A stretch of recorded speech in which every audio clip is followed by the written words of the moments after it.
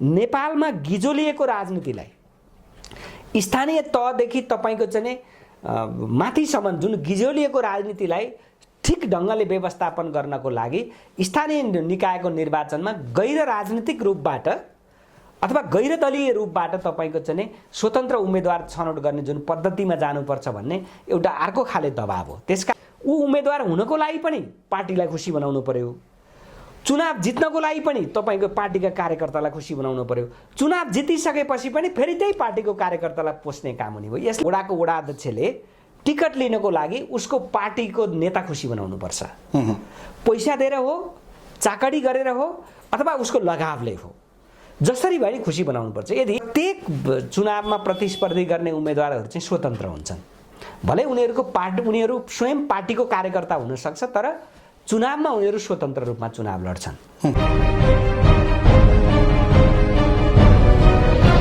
सक्नुभएको छ सर, हजुरलाई कार्यक्रममा स्वागत छ। धन्यवाद, नमस्कार। हजुरलाई मैले पहिलो प्रश्न कहाँबाट सुरु गर्न चाहे भने आज सत्ता गठबन्धनले स्थानीय तहमा चुनावी गठबन्धन गर्ने कुरा राष्ट्रिय राजनीतिक कस्तो प्रभाव पार्छ यो गठबन्धनले, तपाईँलाई के लाग्छ? धन्यवाद हरिजी, तपाईँले यति महत्त्वपूर्ण क्वेसन सोध्नुभयो। हाम्रो नजिकमा आउँदो वैशाख 30 गते स्थानीय निकायको निर्वाचन हुँदैछ।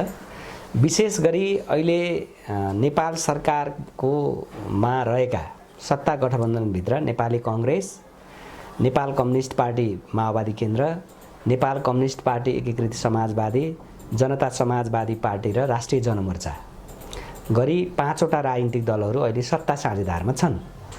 उनीहरूले तलैसम्म स्थानीय निकायको तल्लो तहसम्म चाहिँ चुनावी गठबन्धन गर्ने गरी चुनाव जो लड्दैछन्, जो कुरा बाहिर सार्वजनिक मिडियाबाट पनि आएको छ र तपाईको विशेष गरी सत्ता गठबन्धन गर्ने कुरामा सबै राजनीतिक दलले प्रत्येक जिल्लाको तपाईको चाहिँ प्रत्येक तपाईको चाहिँ निर्वाचन वडाहरूमा समेत एउटा गठबन्धन बनाएर जुन एउटा छलफल बहस चलाइरहेको मलाई जानकारी भएको छ। यो मुलुक बनाउने भन्दा पनि राजनीतिक रूपमा सौदाबाजी गर्ने र जसरी पनि मुलुकको स्रोतमाथि दोहन गर्ने भन्दा अरु केही सिवाय केही होइन। विगतमा पनि तपाईको चाहिँ राजनीतिक रूपमा निर्वाचित भएर आएका जनप्रतिनिधिहरूले तपाईको चाहिँ स्थानीय निकायदेखि माथिल्लो तहसम्म सरकारको चाहिँ भूमिकालाई प्रभावकारी बनाउने गरी एउटा सहमति हुन्थ्यो, सहकार्य हुन्थ्यो, एकता हुन्थ्यो। तर त्यो जनमतको आधारमा जे प्राप्त जनताले दिए, त्यो जनमतको आधारमा प्राप्त भएको हैसियतको आधारमा चाहिँ तपाईको चाहिँ तालमेल हुन्थ्यो अथवा सहकार्य भएर अगाडि बढ्थ्यो। त्यो चाहिँ तपाईको चाहिँ त्यो जनमत चाहिँ निर्वाचनले तयार गरिसकेपछि मात्रै हुन्थ्यो भने अहिले सुरुमै तपाईको गठबन्धन गएर जाने जुन तरिका अपनाउन खोजिरहेको छ, यो मुलुक बनाउने भन्दा पनि यो बाँडेर खाने नियत हो। त्यसकारणले यो नियतलाई तपाईको चाहिँ सचेत मतदाताहरूले, यो मुलुक बाँडेर खाने नियत हो, त्यसकारणले यसलाई सचेत मतदाताहरूले विवेक पुर्याउनु पर्छ यो चुनावमा र अत्यन्तै आफ्नो मतदानलाई तपाईको चाहिँ आफ्नो छोरीलाई, तपाईको पराईको छोरालाई छोरी दिनुभन्दा त महत्त्वपूर्ण कुरा हो, जिम्मेवार कुरा हो भन्ने ठानेर तपाईले छोरी दिँदाखेरि कुनै एउटा तपाईको चाहिँ परपुरुषको छोरालाई आफ्नो छोरी तपाईको सुम्पिँदै रहँदाखेरि छोरीको घर बाइ द वे बिग्रियो भने एउटा घरमा समस्या आउँछ। यदि तपाईको मतले तपाईले दिएको मतदानले तपाईको चाहिँ गलत निर्णयमा तपाईको मतदान पर्यो भने राष्ट्रलाई पनि क्षति हुन्छ। त्यसकारणले सचेत युवाहरूले अहिले यो सचेत भएर सोच्नुपर्ने बेला हो। यसले मुलुकलाई राम्रो गर्छ भन्ने मलाई लाग्दैन। जस्तै मैले अर्को प्रश्न पनि हजुरलाई यहाँ राख्न चाहे, विभिन्न साना भनिएका दल, स्वतन्त्र व्यक्तिहरू, अभियन्ताहरू पनि एउटा स्वतन्त्र उम्मेदवारी दिने भन्ने कुरो पनि चलिराखेको छ। साँच्चै यो स्वतन्त्र उम्मेदवारी दिनुपर्ने आवश्यकता छ छैन, अथवा स्थानीय निकायमा पार्टीगत हिसाबले गएको राम्रो या स्वतन्त्र तरिकाले गएको चुनावमा गएको राम्रो, तपाईँलाई के लाग्छ, तपाईँको विचार? अब विशेष त हेर्नुहोस्, संसारको एउटा प्र्याक्टिसलाई तपाईँले हेर्नुहुन्छ भने विश्वमा आफूले आफूलाई अत्यन्तै तपाईको चाहिँ लोकतन्त्रको प्रत्याभूत दिने एउटा शक्ति राष्ट्रको रूपमा अमेरिकाले आफूलाई दावा गर्छ भने दक्षिण एसियामा त्यही हैसियत पनि राख्छ र आफूलाई दावा गर्ने देश भारत हो। अरू अन्य थुप्रै राष्ट्रहरू छन्। यी राष्ट्रहरूमा स्थानीय निकायको चुनावमा गैर दलीय रूपमा चुनावको प्रतिस्पर्धा हुन्छ, अथवा प्रत्येक चुनावमा प्रतिस्पर्धी गर्ने उम्मेदवारहरू चाहिँ स्वतन्त्र हुन्छन्। भले उनीहरू स्वयं पार्टीको कार्यकर्ता हुनसक्छ, तर चुनावमा उनीहरू स्वतन्त्र रूपमा चुनाव लड्छन्। जहाँसम्म तपाईँले गर्नुभएको जुन प्रश्न छ, केही साना राजनीतिक दलहरूले र तपाईँको स्वतन्त्र अभियन्ताहरूले स्वतन्त्र उम्मेदवार उठाउने एउटा अभियानै चलाइरहेका छन्। यसको सान्दर्भिकता के हो भन्ने तपाईँले जुन क्वेसन जिज्ञासा राख्न खोजिरहनु भएको छ, यसको दुईटा कुरा हो। एउटा कुरा, राजनीतिक दललाई हामी पनि यो मुलुकको तपाईँको चाहिँ समृद्धिको लागि अथवा यो मुलुकलाई तपाईँको चाहिँ सेवा गर्नका लागि हामी राजनीतिक दल नभएर पनि स्वतन्त्र रूपमा पनि उम्मेदवार दिन सक्छौँ र जनताको सेवा गर्नको लागि हामी तयार भएका छौँ अथवा तयार हुन सक्छौँ अथवा जनताको सेवा गर्न हामी सक्छौँ भन्ने एउटा सन्देश हो। अर्को सन्देश चाहिँ नेपालमा गिजोलिएको राजनीतिलाई स्थानीय तहदेखि तपाईँको चाहिँ माथिसम्म जुन गिजोलिएको राजनीतिलाई ठिक ढङ्गले व्यवस्थापन गर्नको लागि स्थानीय निकायको निर्वाचनमा गैर राजनीतिक रूपबाट अथवा गैर दलीय रूपबाट तपाईँको चाहिँ स्वतन्त्र उम्मेदवार छनौट गर्ने जुन पद्धतिमा जानुपर्छ भन्ने एउटा अर्को खाले दबाब हो। त्यसकारणले यो दुईटै दबाब सकारात्मक छ। यो मानेमा सकारात्मक छ कि अहिले स्थानीय तहमा उम्मेदवार उठ्ने, मानौँ न एउटा वडाको वडा अध्यक्षले टिकट लिनको लागि उसको पार्टीको नेता खुसी बनाउनुपर्छ। पैसा दिएर हो, चाकडी गरेर हो अथवा उसको लगावले हो, जसरी भए खुसी बनाउनुपर्छ। यदि स्वतन्त्र उम्मेदवार उठ्ने स्थिति बन्यो भने त त्यो गाउँको सबैभन्दा राम्रो होइन, जाने बुझेको, चाहे त उमेर समूहले जस्तो सुकै होस्, गाउँले पत्याएको मान्छे चाहिँ तपाईँको उम्मेदवारी हुने एउटा स्थिति बन्दै गयो भने गाउँले पत्याएको मान्छे चाहिँ तपाईँको चाहिँ त्यहाँको जनप्रतिनिधि हुन्छ। अहिले पार्टीले पत्याएको मान्छे मात्रै के हुन्छ, जनप्रतिनिधि हुन्छ।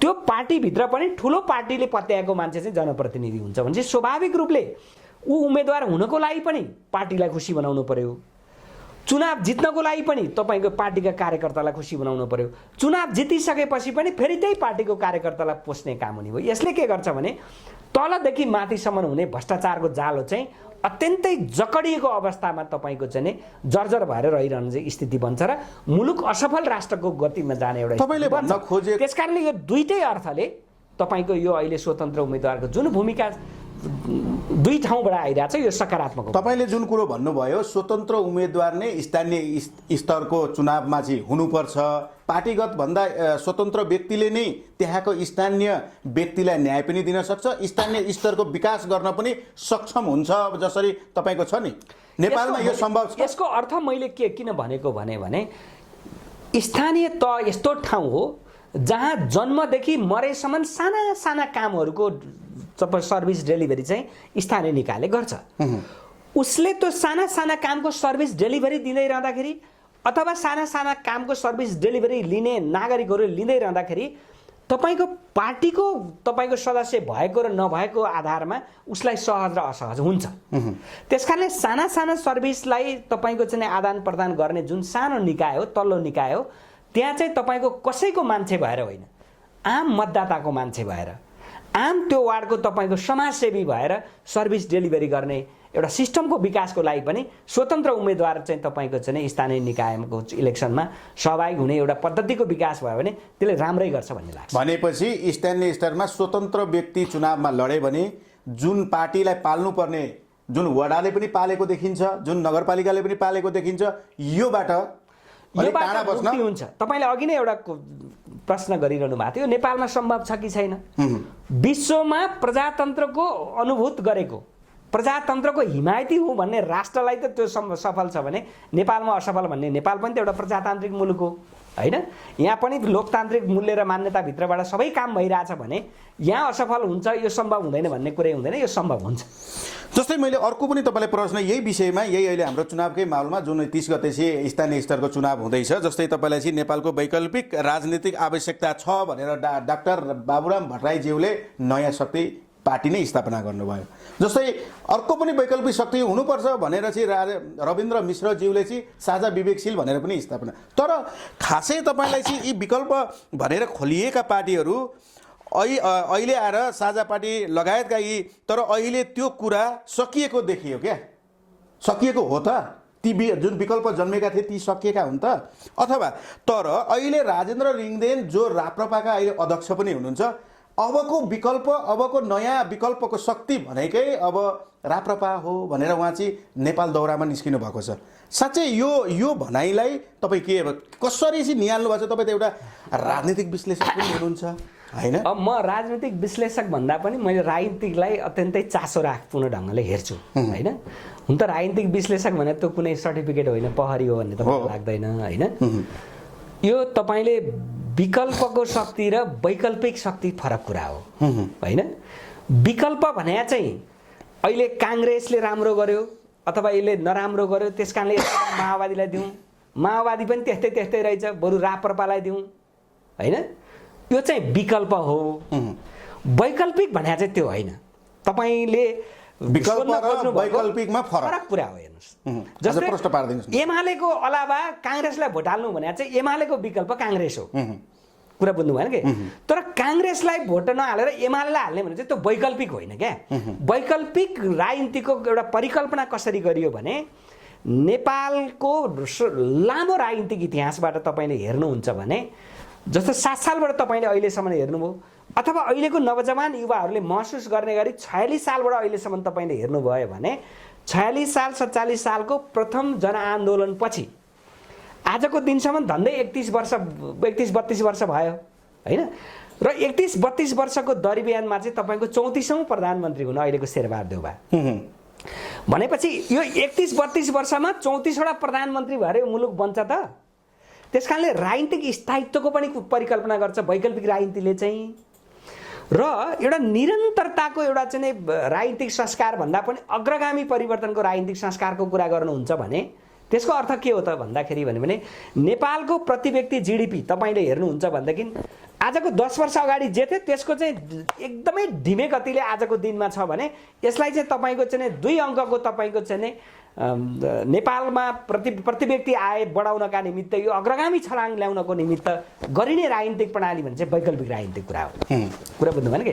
त्यस कारणले अहिले चाहिँ तपाईँले भन्न खोज्नु भएको डाक्टर बाबुराम भट्टराईले नयाँ शक्ति पार्टीको नाम दिएर वैकल्पिक राजनीतिक कुरा गर्नुभयो। त्यहाँभित्र उहाँको 2-3वटा लजिक थियो।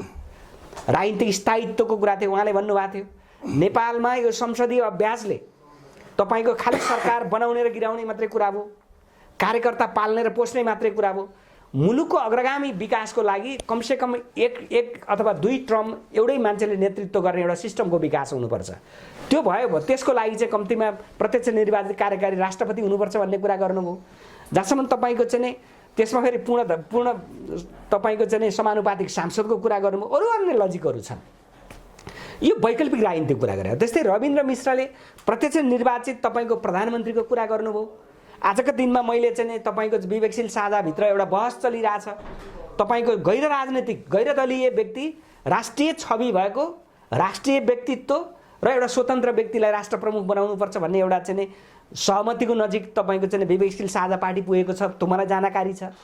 त्यस्तै गरी तपाईँको चाहिँ जहाँसम्म तपाईँले राजेन्द्र लिङदेनलाई जोडेर वैकल्पिक शक्तिको रूपमा राष्ट्रिय प्रजातन्त्र पार्टी हो कि होइन उहाँले त्यो दावा गरिरहनु भएको छ।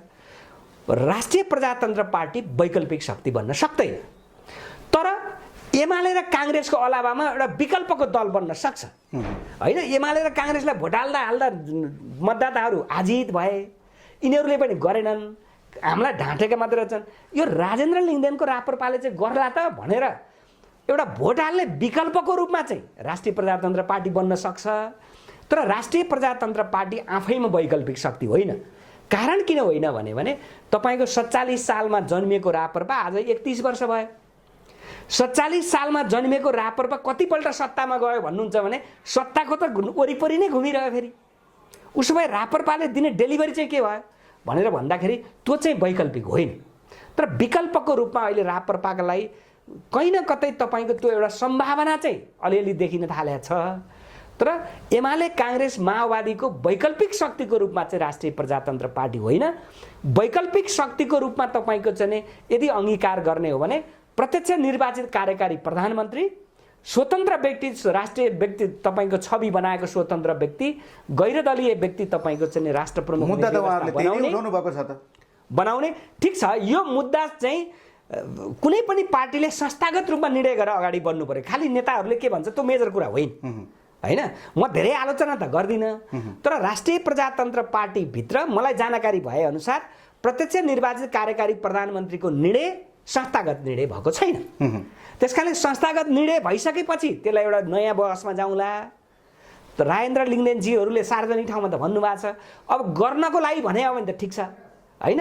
अब भोटका लागि मात्रै भने हो, अब भोटका लागि मात्रै भने हो कि त्यो त समयले बताउने कुरा हो नि त। त्यो त्यसमा धेरै टिक्का टिप्पणी नगरौँ, तर विकल्पको रूपमा राष्ट्रिय प्रजातन्त्र पार्टी देखा पर्ने एउटा आकलन गर्ने अवस्था चाहिँ देखिएको छ। तर वैकल्पिक शक्तिको रूपमा लाने यदि हो भने चाहिँ तपाईँको चाहिँ यो देशको अग्रगामी परिवर्तनका निम्ति, यसको मतलब के हो भने मुलुकको अर्थतन्त्रमा आमूल परिवर्तन नल्याइकन वैकल्पिक राजनीतिको सुरुवात हुन सक्दैन। अहिलेसम्म तपाईँको चाहिँ हाम्रो मुलुकले खालि तपाईँको पुँजी र प्रविधिलाई आयात गर्नु पर्थ्यो, तपाईँको चाहिँ सेवा र तपाईँको चाहिँ उत्पादनलाई निर्यात गर्नु पर्थ्यो। हाम्रो मुलुकले जहिले पनि के निर्यात गर्यो? श्रम मात्रै निर्यात गर्यो। खालि हाम्रा मुलुकका युवाहरू, नवजवान युवाहरू, मुलुक बनाउने युवाहरू विदेशमा निर्यात गर्यो। हामीले आयात के गर्यौँ? उत्पादन चाहिँ आयात गर्यौँ। फेरि जुन कुरा हाम्रै मुलुकमा उत्पादन हुन्छ त्यो हामीले निर्यात गर्नुपर्ने थियो, त्यसलाई हामीले आयात गरिरहेछौँ। आजको दिनमा तपाईँको पछिल्लो डेटा हेर्नुहुन्छ भने झन्डै 6-8 महिनाको बिचमा हामीले खाद्यान्न मात्रै तपाईँको 2 खरब वरिपरि हामीले आयात गर्यौँ। यो सानो एमाउन्ट होइन।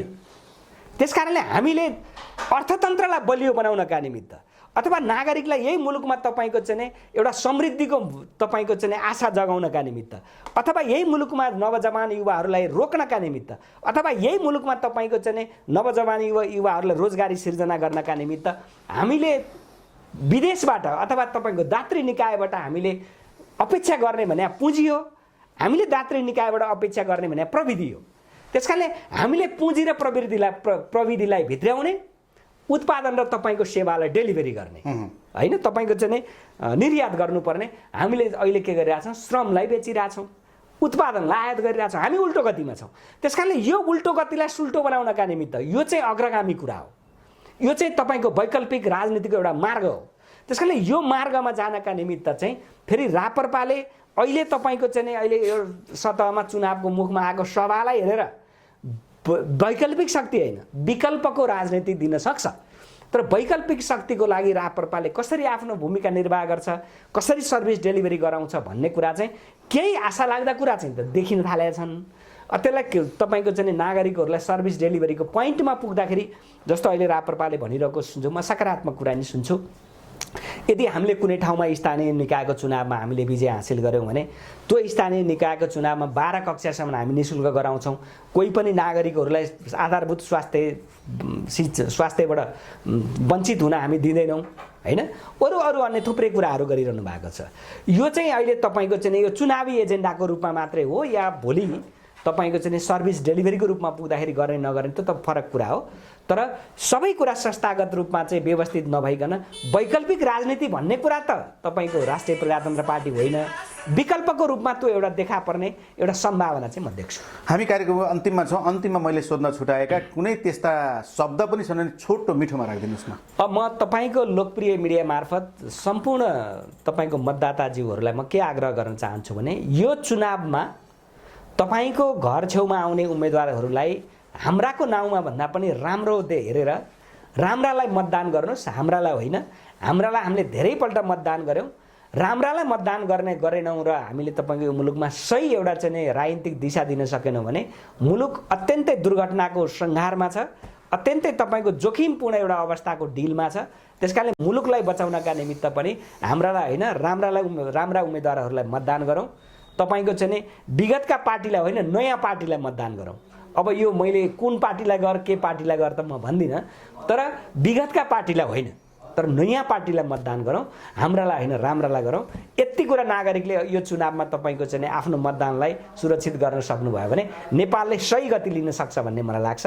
मैले यति कुरा राखेँ। यति कुरा गर्ने जुन मौका तपाईँको चाहिँ मेकिङ नेपाल युट्युब च्यानलले जुन दियो, तपाईँ मेकिङ नेपाल युट्युब च्यानलप्रति हार्दिक धन्यवाद व्यक्त गर्न चाहन्छु। कृतज्ञता व्यक्त। धन्यवाद। नमस्कार।